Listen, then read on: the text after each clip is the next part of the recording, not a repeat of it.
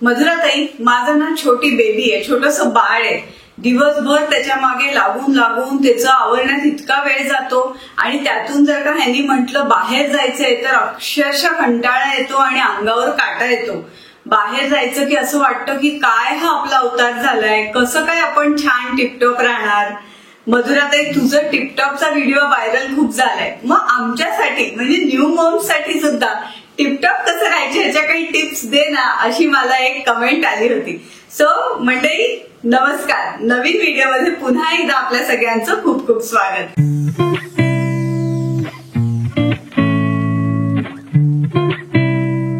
आजचा हा व्हिडिओ माझ्या सगळ्या लाडक्या बहिणींसाठी आहे, ज्यांनी आता अगदी नुकतंच मातृत्वात पदार्पण केलेलं आहे, म्हणजेच न्यू मॉम्स साठी. मग जेव्हा आपल्याला बाळ होतं ना, तेव्हा मी खरं सांगते की काय शारीरिक मानसिक वेदना आपल्याला होतात हे त्या आईलाच माहिती असतं. कितीतरी बदल आपल्या शरीरामध्ये होतात, कितीतरी वेदनांना आपल्याला सामोरं जावं लागतं. आणि खरं सांगू का, आपलं स्वतःचं असं काही राहतच नाही, कारण एक तान्हा जीव आपल्यावर पूर्णपणे अवलंबून असतो. मग अशा वेळी त्या जीवाकडे बघायचं की स्वतःला आवरत बसायचं. अर्थातच आपली फर्स्ट प्रायोरिटी, आपलं प्राधान्य आपलं बाळ हे असायलाच पाहिजे. आपण जे सोशल मीडियावर बघतो की अगदी स्लिम अँड ट्रिम फिगर असते, मुलं झाल्यावर फ्लॅट बेली असते किंवा एकदम सडपातळ बांधा वगैरे असतो, हे काही लोकांना जमतं. ते खरं आहे की खोटं आहे हे मला माहिती नाही, पण सर्वसामान्यरित्या आपल्यासारख्या लेडीजना, स्त्रियांना खरंच स्वतःसाठी बाळ झाल्यावर वेळ मिळत नाही.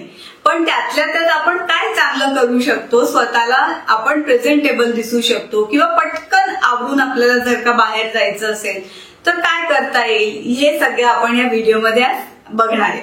सर्वात पहिली महत्वाची टिप म्हणजे it is okay to be not okay.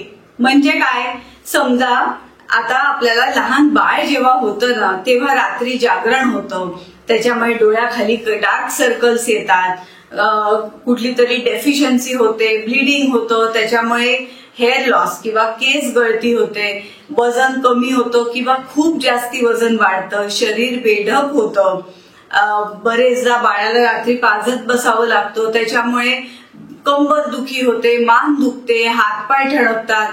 या सगळ्या त्रासांना आपण समोर जात असतो. अशा वेळेस घरात कोणीतरी असेल, वडीलधारी किंवा कोणीतरी मदतीला असेल तर थोडासा आराम आपल्याला मिळतो.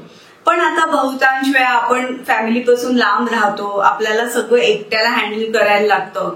मग अशा वेळेस आपण काय करायला पाहिजे, तर सर्वात पहिले आपण इतका छान गोंडस बाळाला जन्म दिला आहे त्याचा आपल्यालाच अप्रूप वाटलं पाहिजे.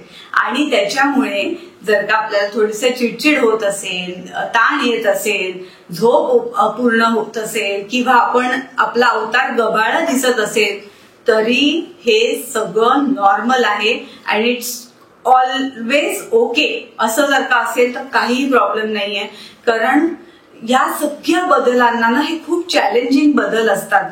आणि पूर्वीच्या काळी काय व्हायचं, स्त्रियांमध्ये खूप ताकद होती, अन्न पाणी खूप शुद्ध होतं, त्यामुळे ते थोडं तरी ह्या सगळ्याला कॉम्बॅट करू शकायच्या. पण आजकालचं अन्न पाणी सुद्धा दूषित आहे. जरी आपलं शास्त्र प्रगत झालं असेल तरी बेसिक आपली इम्युनिटी ही खूप कमी झालेली आहे. त्याच्यामुळे अशा सगळ्या गोष्टी जर का होत असतील तर इट इज कम्प्लिटली ओके. लहान बाळाला आपण जेव्हा आंघोळ घालतो तेव्हा आपण कोकोनट ऑइल, खोबऱ्याचं तेल किंवा ऑलिव्ह ऑइल वापरतो. मग स्वतःसाठी ना अशी सेपरेट स्किन केअर रुटीन वगैरे अशक्य आहे. म्हणजे करत असतील तर मी तुमचं स्वतः येऊन कौतुक करीन, पण ना वेळच मिळत नाही. लहान बाळाचं रुटीन, घरातलं सगळं आवरायचं असतं, मग स्वतःसाठी असा वेळ मिळणारच नाहीये काही वर्ष, असं ठरवूनच घ्यायचं. नंतर जसं जसं मुलं मोठी होतात, शाळेत जायला लागतात, आपल्याला भरपूर वेळ मिळतो. सो त्याच्यामुळे आपण परत नॉर्मलला येऊ शकतो, पण त्याला एक कालावधी जावा लागतो. सो जेव्हा मुलं अगदी तान्ही असतात, छोट्या बेबीज असतात, त्यावेळी स्वतःची स्किन केअर वगैरे करायच्या भानगडीत जास्ती पडायचं नाही. आपण जेव्हा लहान बाळाला तेल लावतो ना, तेच तेलाचा हात आपण स्वतःच्या चेहऱ्याला लावायचा. म्हणजे बघा बरं, खोबऱ्याचं तेल लावलं तर तुमची स्किन अगदी तुकतुकीत दिसणार आहे, ह्याची मी गॅरंटी देते. ऑलिव्ह ऑइल जर का सूट होत असेल तर फारच छान. म्हणजे बाळाला जेव्हा आपण तेल लावतो तेव्हाच तो एक हात चेहऱ्याला लावायला कितीसा वेळ लागतो, आणि जेव्हा आपण आंघोळ करतो तेव्हा ते काढून टाकायचं. पण असं रोजच्या रोज जर का तुम्ही थोडं जरी तेल तुमच्या चेहऱ्याला लावलं, म्हणजे ऑफकोर्स तुमची ऑइली स्किन नसेल तर तुमचा चेहरा हा तुकतुकीत दिसतो. इलॅस्टिसिटी किंवा लवचिकपणा जो असतो आपल्या आणि तजेलदारपणा आपल्या त्वचेमध्ये कायम राहतो. जरी आपल्याला जागरण झालं किंवा खूप स्ट्रेस असेल तरी जो चेहरा आपला मुरजलेला दिसतो किंवा सुकलेला दिसतो तो दिसत नाही. सो ही एक छोटीशी टिप आहे. बाळालाही तेल लावायचं आणि स्वतःलाही लावून घ्यायचं. त्यातून हातापायाला सेपरेट मॉइश्चराईज करत बसायची गरज नाही. तोच तेलाचा हात हातावरनं फिरवला, पायाला लावला तर आपली स्किन केअर झाली म्हणून समजा. दुसरी महत्वाची टिप म्हणजे फेस वॉश कोणता वापरायचा, मग चेहरा डल दिसतो, डार्क सर्कल्स येतात. साधा सोपा उपाय.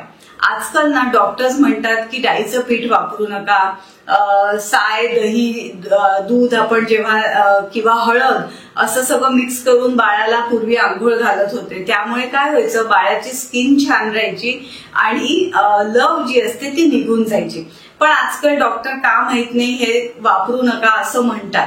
पण जर का मला असं वाटतं त्याच्या मागे काहीतरी कारण किंवा लॉजिक असं असेल की आजकाल डाळीचं पीठ सुद्धा आपण विकतचं आणतो तर त्याच्यात थोडी भेसळ असू शकते, किंवा आजकालचे जे लहान बाळं आहेत त्यांना ते सूट होत नसावं म्हणून त्या दृष्टीने डॉक्टर्स नाही म्हणत असतील. पण जर का आपलं घरचं ताजं डाळीचं पीठ असेल, एकदम म्हणजे प्युअरली ऑर्गॅनिक जर का पीठ असेल, तर जेव्हा आपण बाळाला ते वापरत असू आणि आपल्या बाळाला ते जर का सहन होत असेल, सूट होत असेल, तर तेच डाळीचं पीठ लावायचं आपल्या चेहऱ्यासाठी.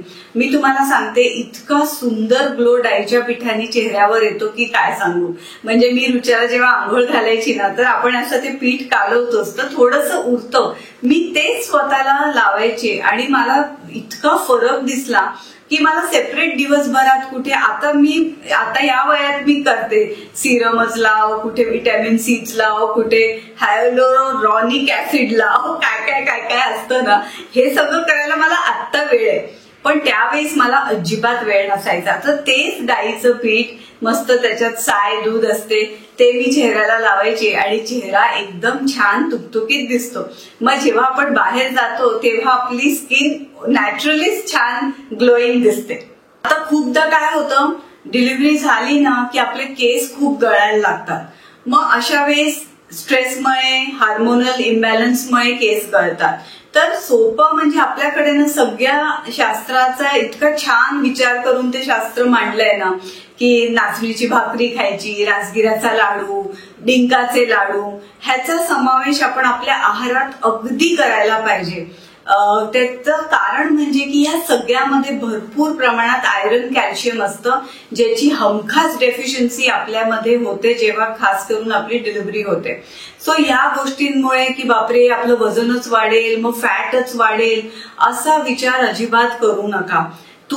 तुमच्या स्किनसाठी, तुमच्या त्वचेसाठी, तुमच्या आरोग्यासाठी खूप छान असतं. आणि तुम्ही हे छान छान गोष्टी घेतल्या आणि तुम्ही फीडिंग करत असाल तर तुमच्या बाळाला सुद्धा त्या गोष्टी त्या दुधातनं जातात.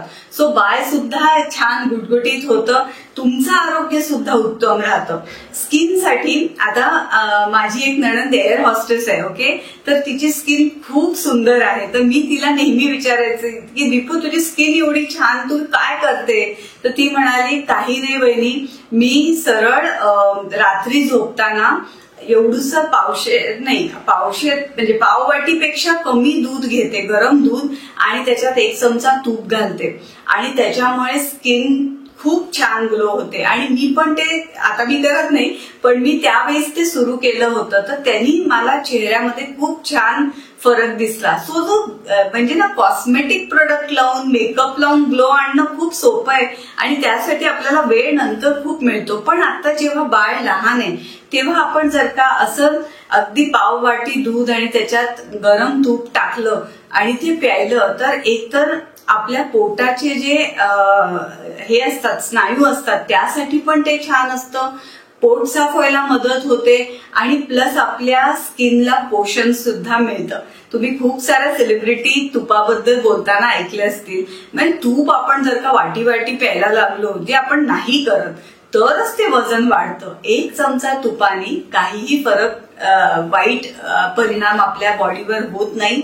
उलट आपल्या चेहऱ्यावर त्याचा खूप सुंदर परिणाम दिसतो. आता खूप जणींना प्रश्न असतो की फॅट लॉस कसा होईल, अंग खूप स्थूलपणा आलाय, जडपणा आलेला आहे, जो स्वाभाविक आहे. साधा सोपा उपाय सांगते. त्यावेळी म्हणजे माझी जेव्हा डिलिव्हरी झाली तेव्हा ते प्रोडक्ट नव्हतं, पण आता हमखास मार्केटमध्ये ते आले. ते म्हणजे गरम पाण्याची केटल, हॉट वॉटर केटल.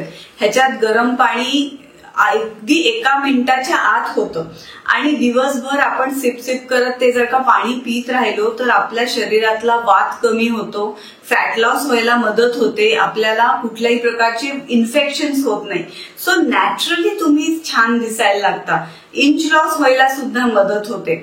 मग कधी कधी तुम्ही ओव्याचं पाणी सुद्धा घेऊ शकता, बडीशेपेचं पाणी घेऊ शकता.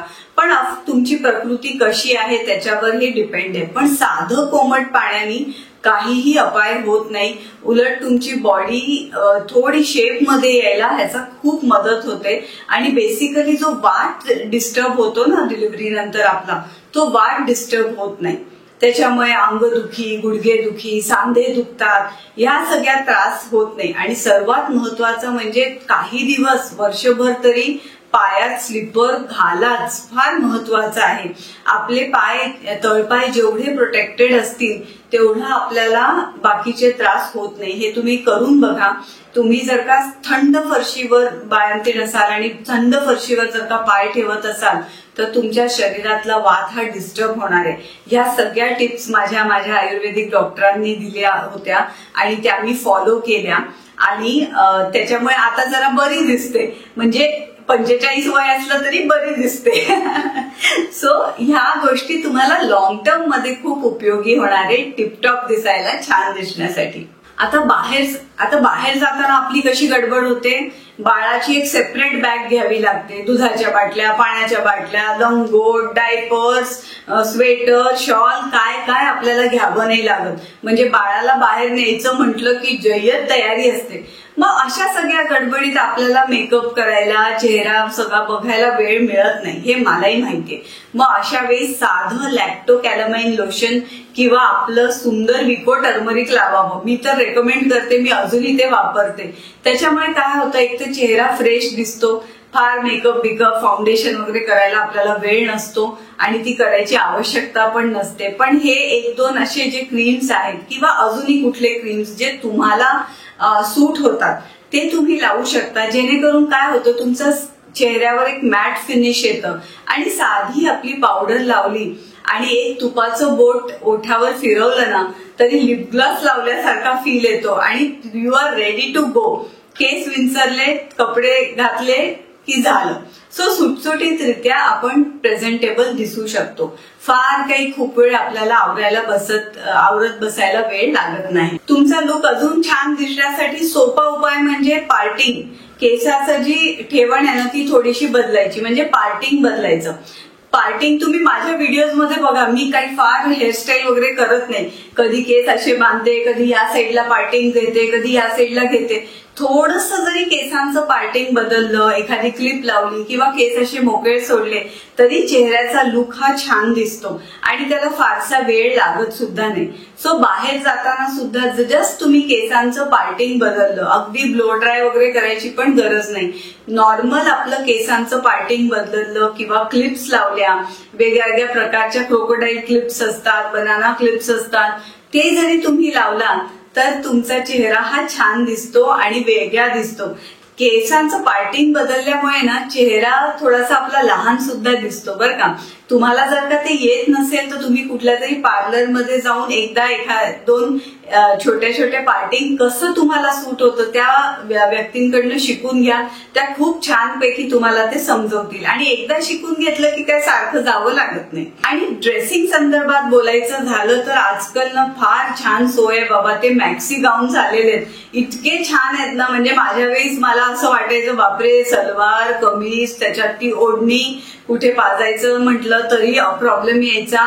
पण आजकाल इतके सुंदर सुंदर फिडिंग गाऊन्स, मॅक्सी गाऊन्स आलेले आहेत, त्याला झिप्स असतात, खूप सुंदर त्याला असं समोर अशी फ्रिल वगैरे असतात, तर ते एकदम सुटसुटीत पण असतं. आपल्याला सूट होत असेल तर आपण ते पण घालू शकतो.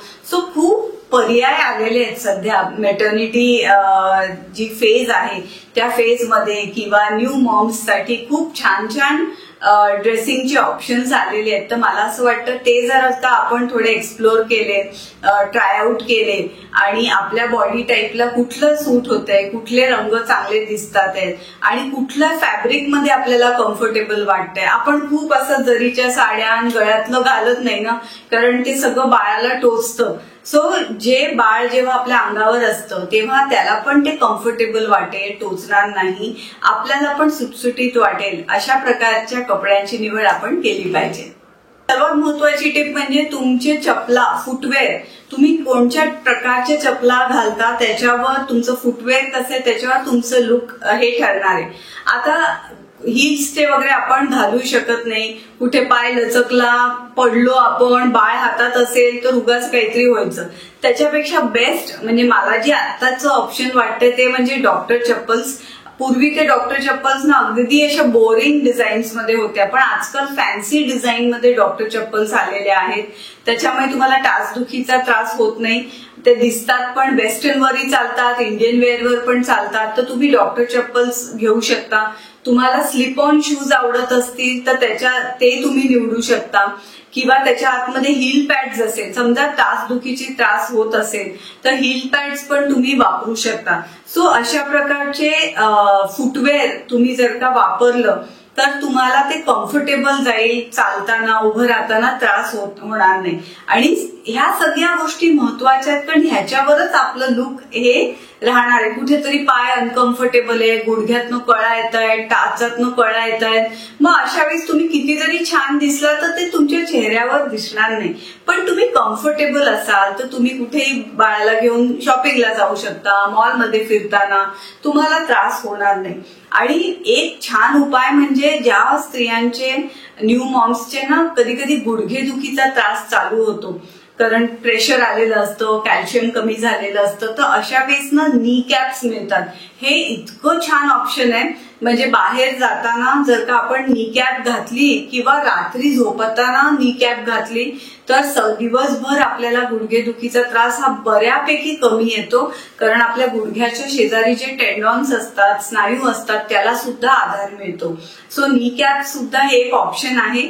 बाहेर जाताना अनकम्फर्टेबल वाटत असेल तर घरी असताना थोडा वेळ तरी नी कॅप घालून बघा, खूप चांगला फरक तुमच्या नी पेन मध्ये पडतो. अशी आपली झोप होत नसल्यामुळे हमखास डार्क सर्कल्स येतात. सरळ व्हिटॅमिन सी ची कॅप्सूल दुकानात मिळते, ती आणायची आणि डोळ्याभोवती लावायची आणि झोपून जायचं. आणि मला सगळ्या न्यू मॉम्सला एक आवर्जून सांगायचंय, आपलं काय चुकतं माहितीये का, बाळ झोपलं असलं ना की आपल्याला कामाचं टेन्शन असतं, आपण रात्री झोपत नाही आणि जेव्हा बाळ झोपतो तेव्हा आपण कामं करत बसतो. ऑफकोर्स घरातल्या कामाचं प्रेशर हे असतंच, पण शक्यतो जेवढं जमेल तेवढं बाळ झोपलं असताना ना, झोप नाही आली तरी तुम्ही झोपायचा प्रयत्न करा. ते नाही जमलं तर किमान पडून तरी राहा. हॉट वॉटरची एक बॅग आहे बघा, मी तुम्हाला इथे पिक्चर दाखवते, ते तर मी हमखास अजून सुद्धा वापरते. कधी कधी घरात काम जास्ती होतं तर माझी पाठ वगैरे दुखते, कंबर दुखते, तर अशा वेळी सरळ मी हे हिटिंग पॅड लावते आणि मस्त झोपून जाते. आणि त्याचं टेम्परेचर अगदी माइल्ड 1 वर ठेवायचं, म्हणजे हळूहळू तो शेक आपल्या पाठीला किंवा मणक्याला असा बसतो आणि त्याच्यामुळे आपल्याला जे पेन होत असतं, बॉडी पेन, ते कमी होतं आणि शांत झोप लागते. सो ही एक फार महत्वाची टिप आहे, कारण तुमची झोप जर का चांगली झाली नाही आणि तुम्ही किती टिपटॉप राहायचा प्रयत्न केला तरी तुम्ही टिपटॉप दिसू शकत नाही. पण ह्या सगळ्या टिप्स ज्या मी सांगितल्या त्या तुम्ही इम्प्लिमेंट केल्या, आचरणात आणल्या आणि छानशी झोप पुरेशी घेतली, व्यवस्थित पाण्याचा इनटेक चांगला ठेवला, हायड्रेटेड राहिलात, पाणी व्यवस्थित प्यायलात, आहार चांगला ठेवला, तर नक्कीच तुम्ही छान टिपटॉप फ्रेश दिसाल. तुमचं बाळ पण क्यूट आणि गोड दिसेल आणि तुम्ही पण फ्रेश आणि छान दिसाल. तर ह्या साध्या साध्या टिप्स आहेत मैत्रिणींनो. ह्या सगळ्या मी माझ्या अनुभवातनं मी काय शिकले तेच मी तुमच्या समोर शेअर करत असते. आणि ह्यातल्या काही टिप्स अशा आहेत की ज्या मला नंतर कळल्या. सो ज्या कोणी माझ्याकडे फोनवर काउन्सिलिंगला लेडीज येतात, त्यातल्या काही न्यू मॉम्स असतात, त्यांना मी हे अगदी आवर्जून सांगत असते. म्हटलं त्यासाठी एक सेपरेट व्हिडिओज करूया, म्हणजे सगळ्यांनाच त्याचा फायदा होईल. सो मी आशा करते म्हणजे या टिप्स तुम्हाला उपयोगी पडल्या असतील. ह्यातली कोणची टिप तुम्ही फॉलो करणार आहे किंवा करता आहात ते मला नक्की सांगा. व्हिडिओ आवडला तर लाईक, शेअर आणि सबस्क्राईब करा. लवकरच भेटूया पुढच्या गुरुवारी नवीन व्हिडिओमध्ये नवीन विषयासकट. Till then Monday, stay happy, stay motivated. नमस्कार.